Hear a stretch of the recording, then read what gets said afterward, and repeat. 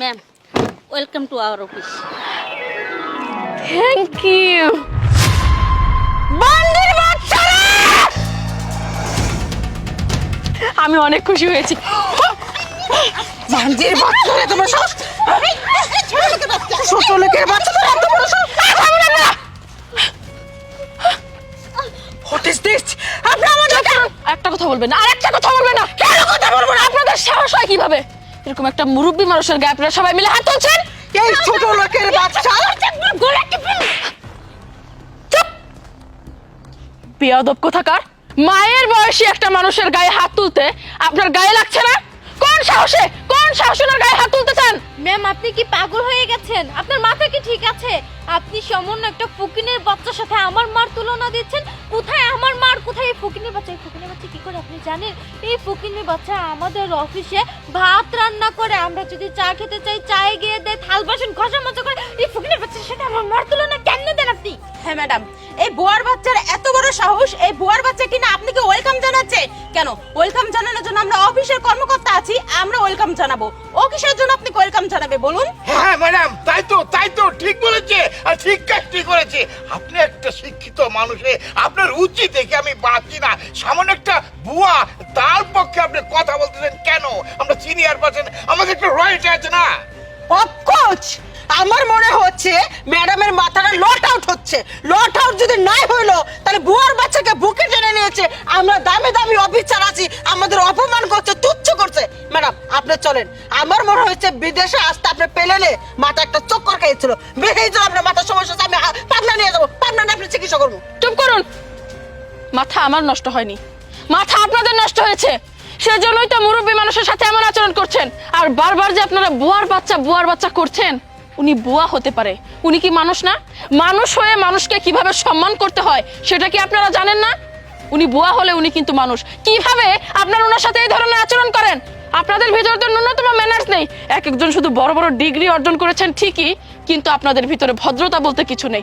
আমি তো এটাই ভেবে পাচ্ছি না, এত বড় একটা অফিসে আপনাদের মতো ম্যানারলেসরা কিভাবে জব করছে। আপনাদেরকে তো আমি দেখে নিব।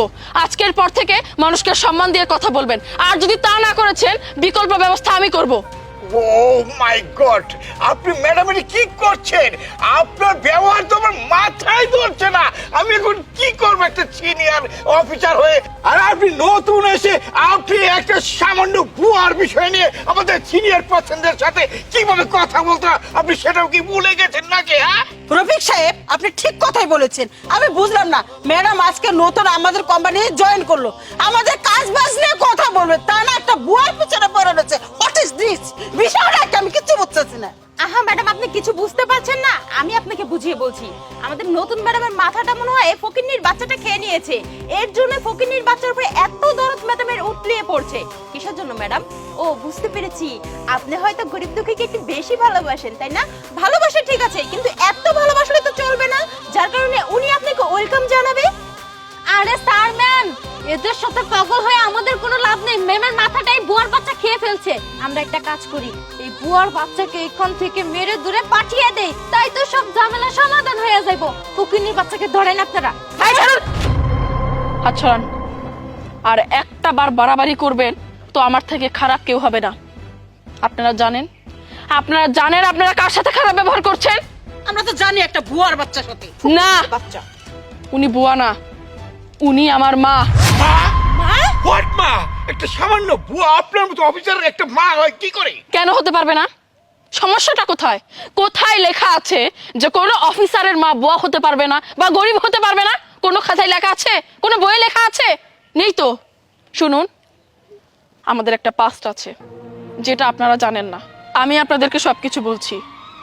ছোটবেলা থেকে আমার মা আমাকে অনেক কষ্ট করে বড় করেছে, লেখাপড়া করিয়েছে। আমার বাবা নেই, কোনো ভাই বোনও নেই। আমাদের পরিবারে শুধু আমার মা আর আমি। আমার মা বোয়াগিরি করেই আমাকে মানুষের মতো মানুষ করেছে, লেখাপড়া করিয়েছে। এই যে আপনারা ম্যাম ম্যাম বলছেন না, এই সব কিছুর পিছনে আমার মায়েরই অবদান। হ্যাঁ, আমি জানতাম যে আমার মা এখনো পর্যন্ত বুয়ার কাজ করে, কিন্তু আপনাদের এই অফিসেই যে আমার মা বুয়ার কাজ করে সেটা আমি জানতাম না। আমার মাকে আমি অনেক আগেই বলেছিলাম এই চাকরিটা ছেড়ে দিতে, কারণ আমি যেহেতু ভালো একটা জব করছি, ভালো টাকা পয়সা আর্ন করছি, আমার মায়ের বয়াগিরি করার কোনো প্রশ্নই আসে না। কিন্তু ছোটবেলা থেকেই আমার মা যেহেতু অনেক কষ্ট করে এই বুয়ার কাজ করে আমাকে বড় করেছে, আমার মা এই চাকরিটা ছাড়তে চাননি, সেজন্য এখনো পর্যন্ত বুয়াগিরি করে যাচ্ছে। আপনাদের অফিসে আজকে আমি প্রথম এসেছি।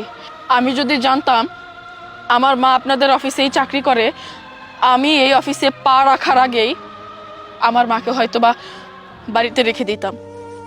এই দিনটা হয়তো আমার দেখতে হতো না যে আমারই সামনে দাঁড়িয়ে আপনারা আমার মায়ের গায়ে হাত তুলছেন। আমার মা হোক বা না হোক, কোনো সাধারণ মানুষের গায়েও তো আপনারা এভাবে হাত তুলতে পারেন না। আপনারা না শিক্ষিত, এত বড় একটা অফিসে না আপনারা জব করেন, কিভাবে কিভাবে আপনারা এমন সুনামধন্য একটা প্রতিষ্ঠানে চাকরি করছেন? আমি যেহেতু এই অফিসে এমডি হয়ে এসেছি, মানুষের সাথে মানুষের কিভাবে কথা বলতে হয়, আপনাদেরকে কিভাবে শিক্ষা দিতে হয়, সেটা আমি খুব ভালো মতো জানি। তার আগে আপনারা সবাই আমার মায়ের কাছে সরি বলুন, সরি বলুন। সরি সরি ম্যাডাম, আমাদের ভুল হয়ে গেছে। যদি জানতাম যে আপনি মা, আমরা ঠিক আছে, যে যার কাজে যান, বাকি বিষয় পরে কথা হবে। ঠিক আছে।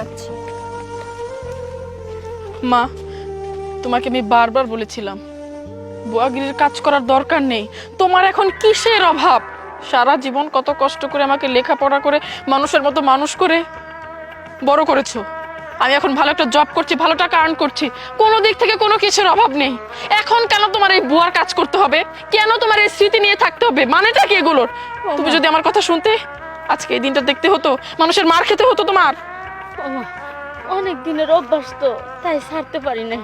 কিন্তু আজকের পরে থেকে আর বুয়ার কাজ করব না। তুই যা করবি আমি তাই বলবো। চলো আমার সাথে চলো।